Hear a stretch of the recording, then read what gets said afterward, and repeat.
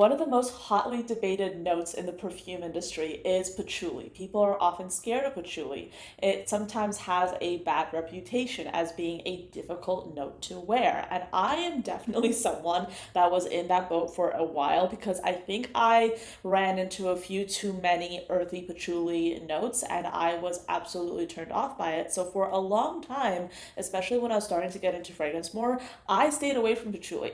That has changed, especially since I've encountered fruity patchoulis, aromatic patchoulis, and sometimes even patchouli fragrances that are paired with woody notes in a way that makes it a lot easier to wear and enjoy the patchouli note. And in this video, I have selected 5 patchouli fragrances that are amazing options if you're looking to explore the patchouli note a little bit more, if you're looking to change your mind about patchouli, or if you already love patchouli and you want to get some more recommendations for amazing fragrances in this category, you can watch this video as well. If this is your first time on this channel, hello, my name is Anya. I love fragrances clearly, and I talk about them here every single week, Monday through Friday. Yes, that is 5 times a week. I also publish additional content on TikTok and Instagram under the username ANECHKAFRAGRANCES. And if you're interested, I have a podcast. It's called The Fragrance Report. It focuses mostly on fragrance and beauty history, and it's available on Spotify and on YouTube with a new episode launching every single Wednesday. In addition to that, if you're trying to be a little bit more cognizant of the kinds of fragrances that you're adding to your collection, if you want an effective way to track what's already in your collection, I would definitely recommend downloading my fragrance collection log and expense tracker. It's available in my Stan store. So, like I said, there's so many different options when it comes to patchouli fragrances, and when I was looking through my collection to prepare for this video, I saw a ton of patchouli fragrances. So I could technically do like 30 to 50 patchouli fragrances for this video, but I want to narrow it down to just 5 fragrances because I really do think that these 5 have a version of patchouli that is easier, that's palatable, and I have everything in here from a little bit more niche options to something that's really affordable and really accessible. So yes, we have quite a few things to talk about in this video, so let's get started. It is very difficult to do a video about patchouli fragrances without mentioning Coco Mademoiselle by Chanel. This is a designer fragrance and many of you are already familiar with it. This is one of the best examples of a patchouli fragrance currently on the designer market because it's one of those perfumes that's easy to access, easy to wear. People really tend to love this perfume and it has that fruity kind of patchouli at the base. So this has notes of orange, mandarin, bergamot, and orange blossom at the top, a mid of Turkish rose, jasmine, mimosa, and ylang ylang, and then a base of patchouli, white musk, vanilla, vetiver, tonka bean, and opanax. This perfume is honestly unmistakably signature, feminine, ladylike. It's upscale. This is one of those fragrances that just smells like a classic elegant woman, and it's approachable too. It's very familiar to me. I remember watching the ad and I absolutely loved it, and then I finally got this bottle as a gift from a family member and it was one of my very first fragrances and I remember treasuring it. I would probably like spray on like 1 or 2 sprays at the time and it would last all day, and that is because of that patchouli. The patchouli really lends so much longevity to this fragrance. It's definitely a classic to love, and it's one of those perfumes that yes, does last all day because patchouli tends to really increase the wear time of a fragrance, especially when you have a fragrance such as this one with so many citrus notes. This really adds, or this patchouli in here really adds to the longevity of the perfume. And I think in some cases this could be classified as a fruity patchouli, like a floral patchouli, like a fruity floral patchouli.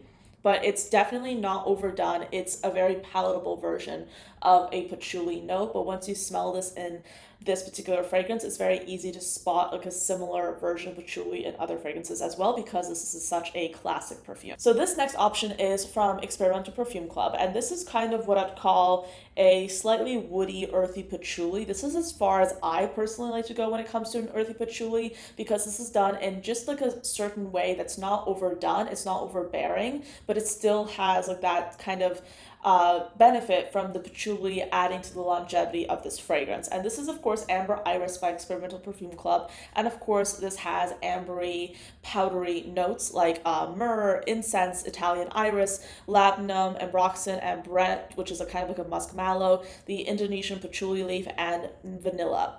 And in terms of being a vanilla fragrance, this is like a dry, almost bitter, spicy vanilla. It's very unisex. This kind of is giving like spice cupboard, but of course you have like that dry vanilla, and you have that slightly earthy, grassy patchouli paired with the myrrh, the clean, powdery nature of the iris, and the ambroxan really adds a beautiful sillage to this. In terms of spicy fragrances, Experimental Perfume Club does spicy fragrances in a very smooth and refined way. If you're looking to kind of experiment with more spicy fragrances, especially as we're nearing the fall time, Experimental Perfume Club does spiciness in a very approachable manner. And I know I'm saying spiciness and sounds a little bit weird, but seriously, they do spiciness in a way that's very approachable, that's still wearable, and that's why I love them so much. Sable Gris is another excellent option from them as well. It's even more approachable, but I have Amber Iris. I haven't talked about it in a while, and I felt like it would be appropriate to mention it in this video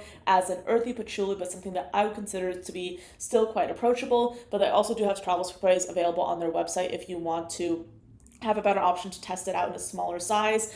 But if you're looking for something that's a bit more spicy, Amber Iris is definitely a good option to try out. Next, we have an option from the different company. This is called Dance of the Dawn. And when it comes to patchouli, this is what I'd call an aromatic patchouli. This is a really interesting fragrance because when you look at the scent pyramid, you might kind of overlook a lot of these notes as either being too unisex or just not being as like enticing enough. I mean, of course, I'm speaking in general terms, but when you actually smell this fragrance, the pink pepper here just adds so much to this. So this fragrance has notes of pink pepper, black pepper, and mandarin orange at the top, amid patchouli, driftwood, incense, and iris, and then a base of vanilla. Here, you have those spicy notes, but it's way smoother than the other fragrance I talked about before, Amber Iris. This is more focused on the pink pepper. So if you already know you like pink pepper, which is kind of like this bright, almost fruity, peppery scent. It's not like black pepper. Pink pepper is very bright and kind of sweet. And paired with this, it's done so well. It just adds like a brightness and a vividness to the perfume. If you like that kind of note, you will most likely enjoy this as well. And here the patchouli is dry and kind of aromatic. It's not overtly spicy. It's just smooth and kind of leans into that woodiness a bit. And the iris here definitely adds like a clean powderiness to it. This to me is kind of similar to Elizabeth and James Nirvana Rose in terms of like how it's kind of like earthy and aromatic. Nirvana Rose is one of my favorite fragrances that is unfortunately discontinued. And what I like about Dance of the Dawn is that it has like a similar kind of aromatic nuance to it. Here you have geranium, vetiver, and rose, but in this fragrance you have a similar kind of fruity nuance, but instead of rose you have pink pepper, and instead of vetiver you have patchouli. And I kind of consider them similar, but they're not the same, obviously. But I really do think that Dance of the Dawn is such an interesting fragrance. It has been marketed as kind of like a bohemian kind of fragrance, and I would honestly categorize this as an office-friendly fragrance as well because it's so versatile. The patchouli really adds an elegance here. The pink pepper adds a brightness to it. I consider this unisex-leaning feminine because of that patchouli, and I really do love this. It's newer to my collection, and it has been around for quite some time, but it really stood. But I really do think that Dance of the Dawn is such an interesting fragrance. It has been marketed as kind of like a bohemian kind of fragrance, and I would honestly categorize this as an office-friendly fragrance as well because it's so versatile. The patchouli really adds an elegance here. The pink pepper adds a brightness to it. I consider this unisex-leaning feminine because of that patchouli, and I really do love this. It's newer to my collection, and it has been around for quite some time, but it really stood out to me as something that I really love wearing, and it's been one of my favorites in the last weeks. Next, we have Cold Blooded by Curatrix. This also has patchouli, but it has some additional like soft powdery notes that pair really well with that patchouli at the base. The patchouli adds this kind of waxy, cushiony, pillowy nuance to the perfume, but this also has a really interesting note of gunpowder, but it also combines it with chestnut that adds kind of like this powdery nuance to this perfume. This is a very unique fragrance, as you can probably tell, so let's go into the notes. So we have notes of chestnut, pimento, smoke, and pink pepper at the top. Again, the pink pepper, it adds so much to a fragrance. I love it. And then we have a mid of gunpowder, clary sage, and labdanum, and then a base of cedarwood, patchouli, and styrax. The patchouli here is definitely more subdued. If anything, this patchouli kind of reminds me, let me smell it again. I kind of get like the same undertone of the patchouli with Coco Mademoiselle by Chanel.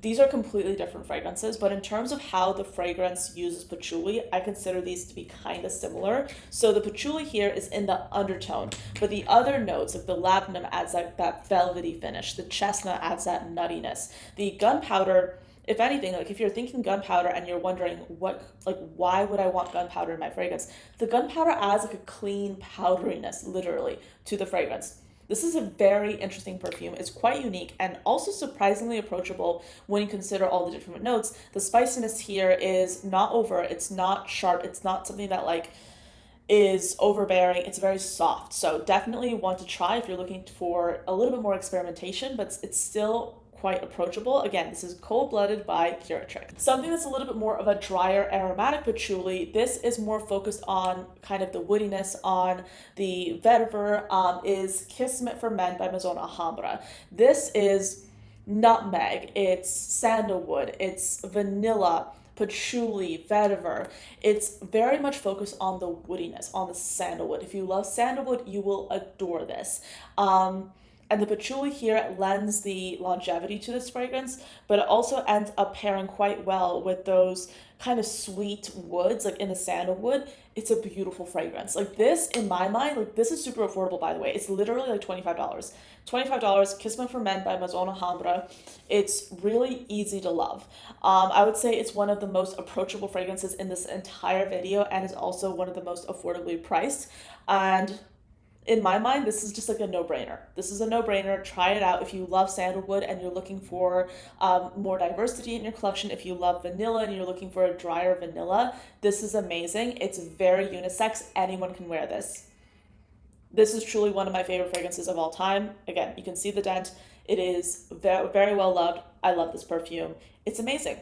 And people don't really talk about it very much, but I definitely recommend it. But yeah, those are all the perfumes I wanted to talk about today. 5 standout fragrances that really spotlight the patchouli note beautifully. Let me know, what is your favorite patchouli fragrance? Or if you're intimidated by patchouli, what have been the fragrances that you either really liked or didn't like when it came to the patchouli note? I'd be curious to hear your thoughts in the comments below. But as always, thank you for watching till the end, and I'll see you next time. Bye.